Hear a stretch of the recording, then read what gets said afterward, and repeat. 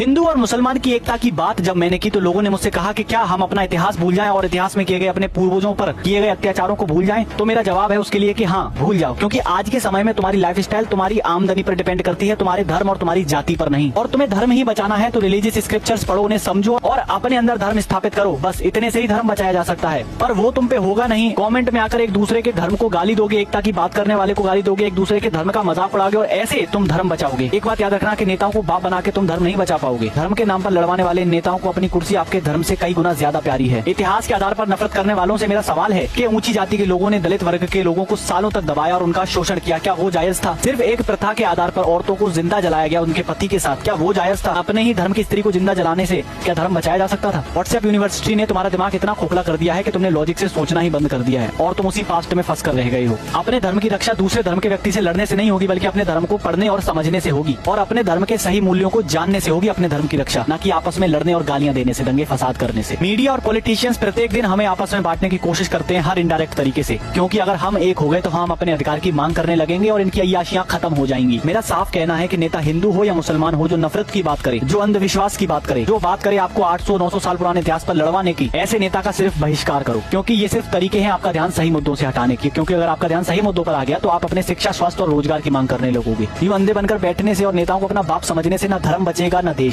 Vote इस आधार पर मत दो कि उसकी जाति और धर्म क्या है, वोट इस आधार पर दो कि वो तुम्हारी शिक्षा, स्वास्थ्य और रोजगार की बात करता है कि नहीं। अपने रोजगार, शिक्षा और स्वास्थ्य को ऊंची आवाज करके मांगो। इन नेताओं के बच्चों को देखा है कभी आपने कमेंट बॉक्स में गालियां देते हुए और लड़ते हुए या फिर रैलियों में पागलों की तरह चिल्लाते हुए? नहीं, ये लोग विदेश के टॉप यूनिवर्सिटीज में पढ़ाई करते हैं और अपनी जिंदगी के हर मजे लेते हैं। वहीं आप सिर्फ व्हाट्सएप के 4 मैसेजेस पढ़ के आपस में लड़ने लग जाते हैं, एक दूसरे के प्रति नफरत की भावना रखने लग जाते हैं। वो लोग अपने जीवन के हर आराम और सुरक्षा के अंदर है, वहीं आप लोग सिर्फ 5 किलो गेहूं लेकर उनके कीर्तन गा रहे हो। सच्चाई यही है कि इस देश की भलाई, आपकी भलाई, मेरी भलाई, हम सबकी भलाई इसी में है कि हम एक होकर इन नेताओं से सवाल करें, अपने अधिकार की मांग करें, ना कि इनको बाप समझकर इनके भड़काऊ भाषण में आकर आपस में एक दूसरे से रोज लड़ते रहें। बाकी आपको ये ओपिनियन कैसा लगा आप कमेंट में बता देना। मिलते हैं अगले वीडियो में, तब तक के लिए जय हिंद।